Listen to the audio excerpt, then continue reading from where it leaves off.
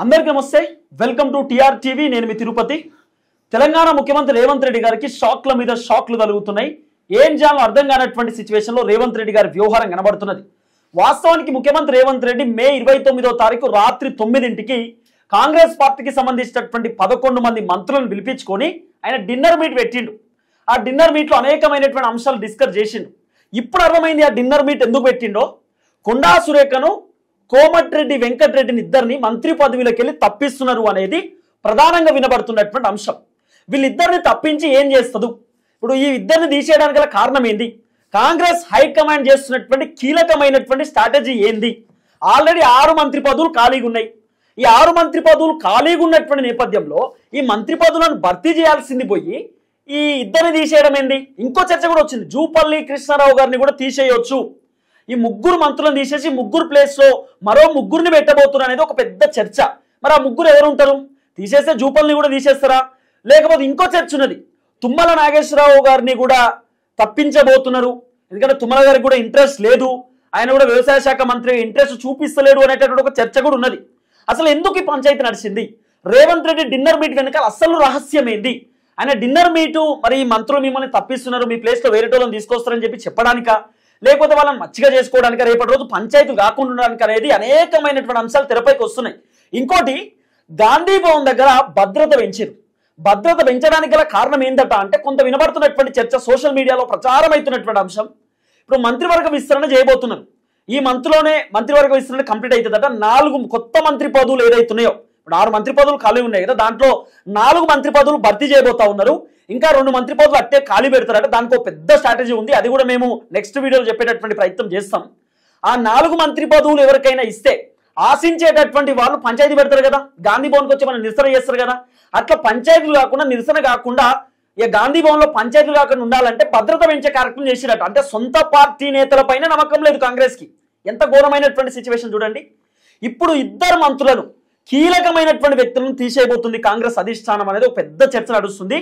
మరి ఎందుకు తీసేయబోతున్నారు అంటే వాళ్ళు కాంట్రవర్సీలో ఏమైనా ఉన్నారా, లేకపోతే వేరే వాళ్ళ కోసం వీళ్ళని తీసేసే ప్రయత్నం చేస్తారా ఏందనేది కొంత డిస్కస్ చేద్దాం. నాతో పాటు senior journalist, political editor Kata Karthik అన్న ఉన్నారు. కార్తిక్ అన్నతో మాట్లాడదాం. కార్తిక్ అన్న నమస్తే.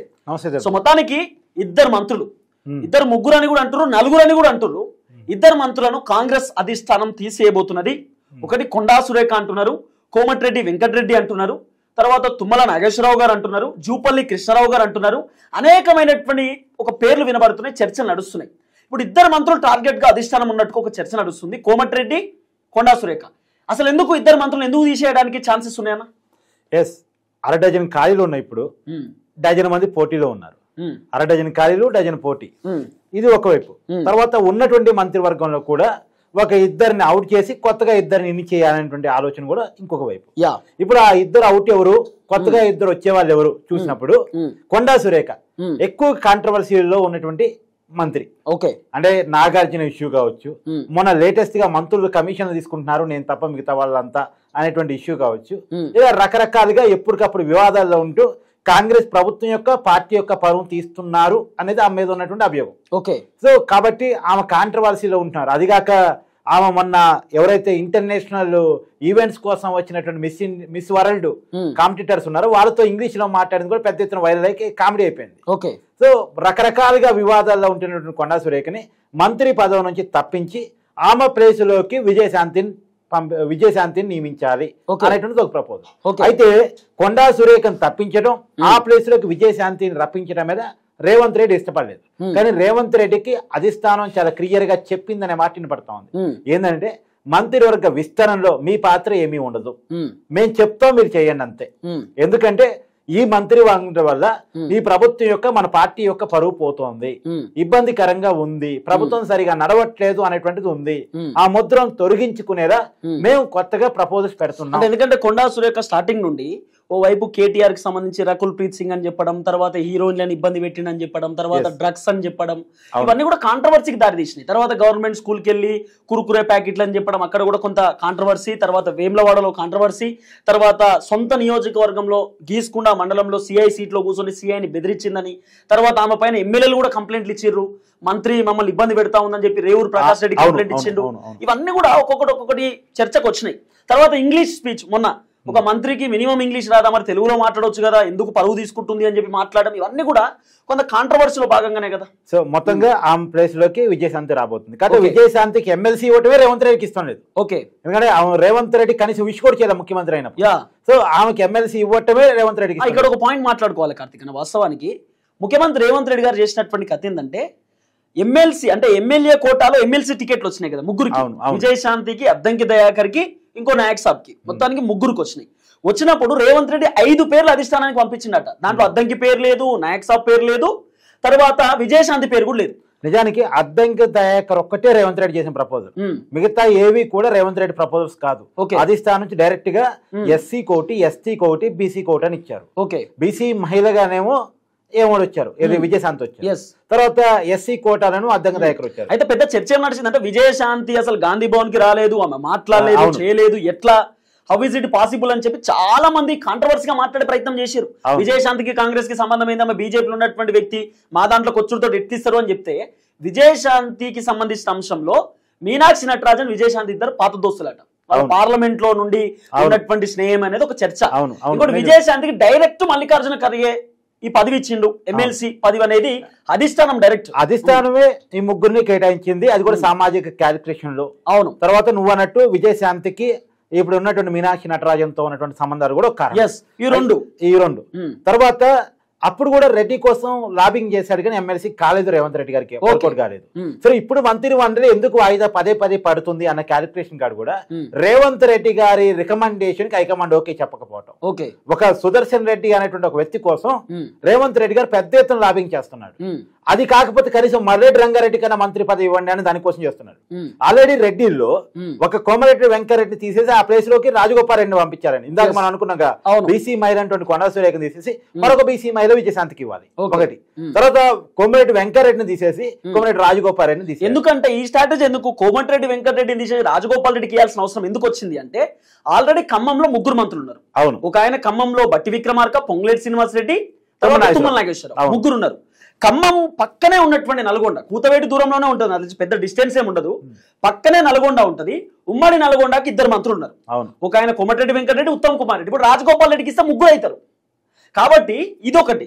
తర్వాత కోమటిరెడ్డి వెంకటరెడ్డి, రాజగోపాల్ రెడ్డి సొంత అన్నదమ్ములు ఒకే, అదే అన్నదమ్ములు అంటారు సహజంగా ఒకే సామాజిక వర్గం అవుతుంది. ఒకే సామాజిక వర్గం. ఇప్పుడు రెడ్డి సామాజిక వర్గానికి ఎక్కువ పోస్టులు ఉన్నాయి అనేది వాదన కదా, వివాదం కదా. కాబట్టి అలా వద్దు అనేది ఒకటి. తర్వాత అన్నదమ్ములకి మంత్రివర్గంలో ఉన్నారు. ఇంకోటి, నల్గొండలో కోమటిరెడ్డి, ఉత్తమ్ కుమార్ రెడ్డి, రాజగోపాల్ రెడ్డి 3 రెడ్డిలే అవుతారు మళ్ళా. అవును. అంటే మొత్తం రెడ్డి కోటాకి సంబంధించిన నల్గొండ అనే పేరు వస్తుంది ఇక్కడ. ఇంకోటి ఏంటంటే, ఒకే జిల్లా, ఒకే సామాజిక వర్గం, ఒకే కుటుంబం. అవును. ఇది కాకుండా ఉండటం కోసం వెంకటరెడ్డిని తీసేసి ఆ ప్లేస్ లోకి రాజగోపాల్ రెడ్డిని తీసుకొస్తున్నారు. అది అక్కడ క్లోజ్. కొండా సురేఖ ప్లేస్ లోకి విజయశాంతిని తీసుకొస్తున్నారు, అది క్లోజ్. మరి జూపల్లి కృష్ణారావును తొలగించి ఆ ప్లేస్ లోకి ప్రేమ్ సాగర్ తీసుకురావాలని ఒక ప్రపోజల్. కాకపోతే ప్రేమ్ సాగర్ కూడా రేవంత్ రెడ్డికి నచ్చట్లేదు. ఇప్పుడు జూపల్లి కృష్ణారావు నచ్చట్లేదు, ప్రేమ్ సాగర్ నచ్చట్లేదు. సో కాబట్టి ఇక్కడ ఒక కన్ఫ్యూజన్ అక్కడ ఉంది, అది మంత్రివర్గ విస్తరణ జరిగితే కనుక. తర్వాత మేము ఇందాక మనం అనుకున్నట్టు తుమ్మన నాగేశ్వరం తీసేయాలి. తుమ్మన నాగేశ్వరం తీసేస్తే ఎవరిని పెట్టాలి అక్కడ? మరో కమ్మ సమాజ వర్గం ఎత్తున పెట్టాలి. అంటే కమ్మ సమాజ వర్గం ఒక ప్రాతినిధ్యం ఉండాలి కదా. మరి ఎవరిని పెట్టాలి అక్కడ? గాంధీని పెట్టాలంటే గాంధీ బీఆర్ఎస్ నుంచి వచ్చిన వ్యక్తి, అతనికి ఆల్రెడీ మొన్న ఇచ్చిన పదం మీద చాలా కన్ఫ్యూజన్ ఉంది. ఓకే, కాబట్టి అతను పెట్టొద్దు. అతను పెట్టినప్పుడు ఎవరిని పెట్టాలని ఇంకో చర్చ కూడా ఉంది దీంట్లో. కొంత వినబడినటువంటి అంశం, ఇది క్లారిటీ ఇవ్వండి. ఇప్పుడు పోచారం శ్రీనివాస్ రెడ్డి ఉన్నాడు. పోచారం శ్రీనివాస్ రెడ్డి ఆల్రెడీ వ్యవసాయ శాఖకు సలహాదారుడుగా ఉన్నాడు కాబట్టి, తుమ్మల ప్లేస్ లో పోచారం ఆల్రెడీ గతంలో కూడా వ్యవసాయ శాఖ మంత్రి కాబట్టి కొంత ఛాన్సెస్ ఉండొచ్చు అనే ఒక చర్చ కూడా ఉంది. ఇప్పుడు గాంధీని పెట్టినా, పోచారం శ్రీనివాస్ రెడ్డిని పెట్టినా, ఇక్కడ వచ్చేటువంటి ఇబ్బంది ఏంటంటే బీఆర్ఎస్ నుంచి వచ్చిన వాళ్ళకి మంత్రి పదవి రట్టిస్తారు. ఇంకో మాట ఉంది ఇక్కడ. దాని నాగేందర్ ఇప్పుడు గట్టిగా అడుగుతున్నాడు, మీ వల్ల నేను పార్టీ మారాను, మీకోసం ఎంపీగా పోటీ చేశాను, మీకోసం ఎంపీగా ఖర్చు పెట్టుకున్నాను, నేను బీసీని, అందులో నాకెందుకు ఇవ్వరు? ఒకవేళ పోచారం శ్రీనివాసరెడ్డి ఇచ్చే కాడికైతే, బీఆర్ఎస్ పార్టీ నుంచి పార్టీ మారిన వాళ్ళకి ఇచ్చే కాడికైతే, వాళ్ళందరూ చేసిన సాక్రిఫైస్ కంటే నేను చేసిన సాక్రిఫైస్ ఎక్కువ. ఖర్చు పెట్టుకుని ఎంపీగా పోటీ చేశాను, అందులో బీసీని నేను, నాకు ఇవ్వండి మంత్రి పదవి. రేపొద్దున అనర్థ వెయిట్ అంటూ పడితే మొట్టమొదటి పడేది నా మీదే. ఎందుకు? టెక్నికల్ గా నేను దొరికిపోయా. అవును. కాబట్టి ఆ రిస్క్ నేను ఫేస్ చేస్తున్నా. ఆ రిస్క్ ను ఫేస్ చేస్తున్నా, ఎంపీగా ఖర్చు పెట్టుకున్నా, మీ పార్టీ కోసం ఎంపీగా పోటీ చేశాను నేను. కాబట్టి ఇస్తే నాకు ఇవ్వండి. అంతేగాని పోచారం శ్రీనివాసరెడ్డికి ఇస్తా, గాంధీకి ఇస్తా, అంటే మీకు అగ్రవర్ణాలు కనపడతాయి కానీ బీసీ కనపడడానికి ఒక ఇది వస్తుంది. కాబట్టి ఖచ్చితంగా పోచారం శ్రీనివాసరెడ్డికి అక్కడ వచ్చేటువంటి అవకాశం లేదు. తర్వాత నువ్వు దాన నాగేందర్ గట్టిగానే అడుగుతున్నాడు కానీ వచ్చే అవకాశం కొద్దిగా తక్కువ. అక్కడ ఉండే కాంపిటీషన్ అక్కడ ఉంది. కాకపోతే నేనంటూ ఇప్పుడు కొత్తగా మంత్రి పదవులు ఇస్తారా, ఉన్న వాళ్ళని సర్దుబాటు చేస్తారా, ఇక్కడ ఒక పెద్ద కన్ఫ్యూజన్ ఉంది. కాంగ్రెస్ పార్టీలో మంత్రివర్గ విస్తరణ అంటూ జరిగితే ఇందా చెప్పాను కదా, 1/2 డజన్ ఖాళీలు ఉంటే 1 డజన్ పోటీలు ఉన్నాయి. సో కాంగ్రెస్ పార్టీ నుంచి రాజీనామాలు కూడా జరిగే అవకాశం ఉంటుంది. మేము పార్టీకి రాజీనామా చేస్తున్నాం ఎందుకని ఇన్నాళ్ళు మంత్రి పదవులు ఇక వస్తాయి వస్తాయి వస్తాయి అని ఆశతో చాలా మంది వెయిట్ చేస్తా ఉన్నారు. మంత్రివర్గంలో చోటు రాకపోతే ఈ పార్టీలో ఎందుకు ఉండాలి, ప్రజల నుంచి వ్యతిరేకతను ఎందుకు ఫేస్ చేయాలి అనేది ఖచ్చితంగా మాదిగ సమాజ వర్గం మొన్న కూడా సపరేట్ మీటింగ్ పెట్టుకుంది. మాకు ఖచ్చితంగా కావాల్సిందే, మాకు కుదిరేదే లేదు, మా సామాజిక వర్గానికి మంత్రివర్గంలో పెద్ద ప్రాతినిధ్యం లేదు, ఒక దామోదర్ నాజరాజసింహ తప్ప. తెలంగాణలో మా ఓటింగ్ ఎక్కువ కానీ మాకు ప్రాతినిధ్యం ఇవ్వరా అనే కాడ అధిష్టానాన్ని కూడా కలిసి ఉన్నారు. ఖచ్చితంగా మాదిగ సమాజ వర్గానికి ఒకటి ఇవ్వాలి, దాంట్లో వేరే డౌట్ ఏం లేదు, మాదిగ సమాజ వర్గానికి ఒకటి ఇవ్వాలి. తర్వాత బీసీలో శ్రీహరి ముదిరాజు కొంత కాంపిటీషన్ ఇస్తున్నాడు, శ్రీహరి ముదిరాజుకి ప్రాతినిధ్యం ఉండాలి, శ్రీహరి ముదిరాజుకి ఇవ్వాలి అనేటువంటి ఈ శ్రీహరి ముదిరాజుకి ఇవ్వటం మీద కూడా రేవంత్ రెడ్డికి భిన్నాభిప్రాయాలు ఉంటాయి. ఇంకోటి వివేక్ వెంకట స్వామి పేరు ఉంది. ఇక్కడ వివేక్ వెంకట స్వామికి ఇచ్చి మాదిగలకి ఇవ్వకపోతే మాదిగల తిరుగుబాటు జరిగింది, మూకుమ్మడిగా మాదిగల ఎమ్మెల్యే రాజీనామాలు జరుగుతాయి. ఈ విషయాన్ని ఆల్రెడీ అల్టిమేటివ్ ఇచ్చారు, ఇటు రేవంత్ రెడ్డి ప్రభుత్వానికి రేవంత్ రెడ్డి గారికి ఇచ్చారు, అటు అధిష్టానానికి ఇచ్చారు. మీరు గనక వివేక్ వెంకట స్వామికి ఇచ్చి మాకు గనక ఇవ్వకపోతే మేమంతా మూకుమ్మడిగా రాజీనామాలు చేసి మందాకిస్తని కలుస్తాం, సపరేట్ గా మేము దుకాణం పెట్టుకుంటాం అనేటువంటి విషయాన్ని వాళ్ళు చాలా క్లియర్ గా ఇప్పటికే కాంగ్రెస్ పార్టీకి వాళ్ళ అధిష్టానానికి చెప్పినట్టు కూడా తెలుస్తా ఉంది. కాబట్టి చూడాలి, రకరకాల ఈక్వేషన్స్ ఉన్నాయి, రకరకాల కాంపిటీషన్ ఉంది. మరి వివేక వెంకట స్వామికి ఇవ్వలేదనుకో, ఒక ఛానల్ ఆయన చేతిలో ఉంది, ఒక పేపర్ ఆయన చేతిలో ఉంది, ఒక మీడియాకి అధిపతిగా ఉన్నాడు. కాబట్టి ఒక స్టేట్మెంట్ చేసిండు, నేను బీజేపీలో ఒకవేళ ఉంటే నాకు మంచిగా కేంద్ర మంత్రి పదవి వచ్చేది అని చెప్పి ఒక మాట చెప్పిండు ఆయన. రేవంత్ రెడ్డి నన్ను పిలిచిండు, నేనే వచ్చిన అనేటటువంటి ఒక స్టేట్మెంట్ ఇచ్చి. అది ఎలా ఉందంటే పరిస్థితి తిరుపతి, పోచారం శ్రీనివాసరెడ్డి పార్టీ మారిన అతను నేను కాంగ్రెస్ పార్టీ నమ్ముకొని వచ్చా కదా నాకు ఇవ్వరా అని ఆయన అంటాడు. నేను మీకోసం చాలా సాక్రిఫైస్ చేశా కదా నాకు ఇవ్వరా అని దానం నాగేంద్ర అంటాడు. నేను ఇబ్బందులు పడుతున్నా నా పరిస్థితి ఏందని చెప్పేసి గాంధీ అంటాడు. రంగారెడ్డి జిల్లాలో నేను సీనియర్ నాయకుని రాజశేఖర రెడ్డి గారు ఉన్నప్పటి నుంచి కూడా నాకు మంత్రివర్గంలో చోటిస్తామని చెప్తున్నారు, ఇవ్వట్లేదు, నాకు ఎప్పటికప్పుడు పార్టీ అన్యాయం చేస్తుందో మల్లెడ్డి రంగారెడ్డి అంటారు. ఏ మాదిగల ప్రాతినిధ్యం ఏందండి వాళ్ళు అంటారు. నా పరిస్థితి ఏందని చెప్పి కడియం శ్రీహరి అంటారు. నా పరిస్థితి ఏందని కడియం శ్రీహరి అంటాడు. ఎందుకంటే అతను కూడా బీఆర్ఎస్ పార్టీ నుంచి వచ్చిన వ్యక్తి కావచ్చు. తర్వాత ఇలా ఇప్పుడు ఇంకా అంతకన్నా ఉంది. ఇప్పుడు జీవన్ రెడ్డి ఉన్నాడు, ఆయన తీవ్రమైన అలకలో ఉన్నాడు. నాకు మంత్రి పదవి ఇస్తే నేను యాక్టివ్ అవుతా, లేకపోతే మీ పార్టీ కొంప ముంచుతా అన్నట్టున్నాడు ఆయన. ఆయన ఏ క్షణాన్ని పార్టీకి రాజీనామా చేస్తున్నాడో పెద్ద తలకే నొప్పి. ఆయనకి పార్టీ సలహాదారు కమిటీలో సభ్యత్వం ఇస్తామన్నా నాకు అవసరమే లేదబ్బా, నా సలహాలు వినేవాడు ఎవడూ లేడు అని చెప్పేసి ఆయన చెప్తున్నాడు. మొన్న ఏకంగా పొంగిరెడ్డి శ్రీనివాసరెడ్డి వాళ్ళ సొంత నియోజకవర్గానికి పోతే వినతి పత్రం ఇచ్చి రాజీనామా మీరు అని చెప్పేసి పోతున్నటువంటి వీడియోని కూడా మనం చూసాం. అంటే నాకు పార్టీతో సంబంధం లేదు, ప్రభుత్వంతో సంబంధం లేదు, నేను ఇండిపెండెంట్ అని చెప్పుకునే ప్రయత్నం చేస్తా ఉన్నాను. సో అతన్ని సాటిస్ఫై చేయాలంటే అతను ఒక మంత్రి పదవి కావాలి. ఇప్పుడు రేవంత్ రెడ్డి గారి కోటాలు సుదర్శన్ రెడ్డి కోసం లాబింగ్ జరుగుతుంది. ఇట్లా పెద్ద ఎత్తున కాంపిటీషన్ ఉంది. ఎవరికి ఇస్తే ఎవరు రాజీనామా చేస్తారో, ఏ జిల్లాకి ప్రాతినిధ్యం ఇస్తే ఇంకో జిల్లా ఇబ్బంది పడిద్దో, ఏ సామాజిక వర్గానికి అవకాశం ఇస్తే ఇంకో సామాజిక వర్గం ఇబ్బంది పడిద్దో అనేటువంటి పరిస్థితిలో కాంగ్రెస్ పార్టీ ఉంది. అంటే ముందు గొయ్యి వెనక నొయ్యి ఆ పరిస్థితుల్లో కాంగ్రెస్ పార్టీ ఉంది. సరే చూడాలి మరి ఏ రకంగా క్యాలిక్యులేషన్ ఓపెన్ చేస్తారనేటువంటిది. కానీ ఏది ఏమైనా మంత్రివర్గ విస్తరణ వాయిదాలు పట్టడానికి మాత్రం రేవంత్ రెడ్డి గారు చేసుకుంటున్న లాబింగే కారణం. ఇతరేమో లాబింగ్ చేస్తారు, వాళ్ళేమో ఒప్పుకోరు, ఇలా కాదు అలా కాదు అంటారు. ఇక్కడే చాలా గొడవ నడుస్తుంది. ఇప్పుడు ఎగ్జాంపుల్ విజయశాంతికి ఇవ్వటం రేవంత్ రెడ్డి ససేమేరా అంటున్నాడు, కానీ కాంగ్రెస్ పార్టీ అధిష్టానం మాత్రం ఇవ్వాల్సిందే, మీరు ఇచ్చి తీరాల్సిందే అంటారు. కాకపోతే ఎందుకంటే రేవంత్ రెడ్డి గారికి ఉన్న పర్సనల్ ఇదేంటంటే విజయశాంతి గారు రేవంత్ రెడ్డి గారు ముఖ్యమంత్రి అయినప్పుడు విష్ చేయటం కానీ పార్టీకి ఆఫీస్కి రాకపోవటం కానీ ఎప్పుడు లేదామా, ఆమె ఎప్పుడు కూడా కాంగ్రెస్ పార్టీతో రాలేదు కూడా. కాబట్టి అక్కడ ఉండేది అక్కడ ఉంది. కాకపోతే మధు ఎస్కి టీం లాబింగ్ చేస్తుంది గట్టిగా, ఏది విజయశాంతి కోసం. అవసరమైతే మధు యాస్కి కూడా అడుగుతున్నాడు, నా పరిస్థితి ఏంది, నేను ఒక బీసీని, అందులో గౌడిని, గౌడు సామాజిక వర్గానికి సంబంధించినటువంటి ఓటు బ్యాంక్ చాలా పెద్ద ఎత్తున ఉంది, మరి నాకు ప్రాతినిధ్యం రా.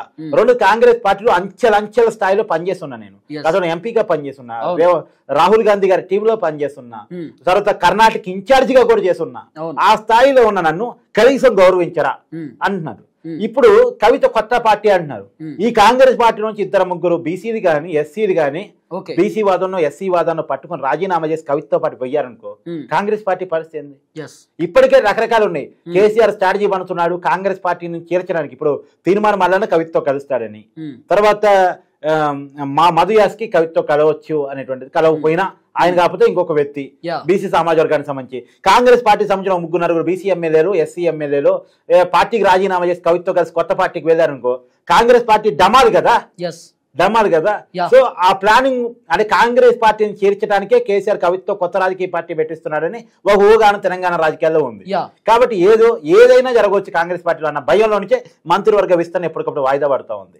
Thank you so much Karthik అన్న. మొత్తానికి తెలంగాణ ముఖ్యమంత్రి రేవంత్ రెడ్డి గారికి పాపం గండాల మీద గండాలు కనబడతా ఉన్నాయి. ఏం చేయాలో అర్థమైతలేదు. ఓవైపు అధిష్టానంతో గ్యాప్ వచ్చింది, అధిష్టానం రేవంత్ రెడ్డి గారికి వార్నింగ్లు ఇస్తున్నారు, మీనాక్షి నటరాజన్ గారు వార్నింగ్లు ఇస్తున్నారు. కానీ రేవంత్ రెడ్డికి ఒక క్లారిటీ వచ్చింది, ఇక నా దుకాణం బంద్ అయినట్టే, నేను ఏం చెప్పిన అధిష్టానం వినేటట్టు లేదు అని చెప్పి ఒక క్లారిటీ వచ్చింది. మొత్తానికి మంత్రివర్గ విస్తరణకు సంబంధించిన వ్యవహారంలో మీనాక్షి నటరాజన్ గారు ఫైనల్, అధిష్టానం ఫైనల్. రేవంత్ రెడ్డి ఏం చెప్పినా వినేటటువంటి పరిస్థితి లేదు. 2 మంత్రులు కాంగ్రెస్ నుండి అవుట్ కాబోతున్నారు, కోమటిరెడ్డి వెంకటరెడ్డి అలాగే కొండా సురేఖ. చూద్దాం ఏం జరగబోతుంది.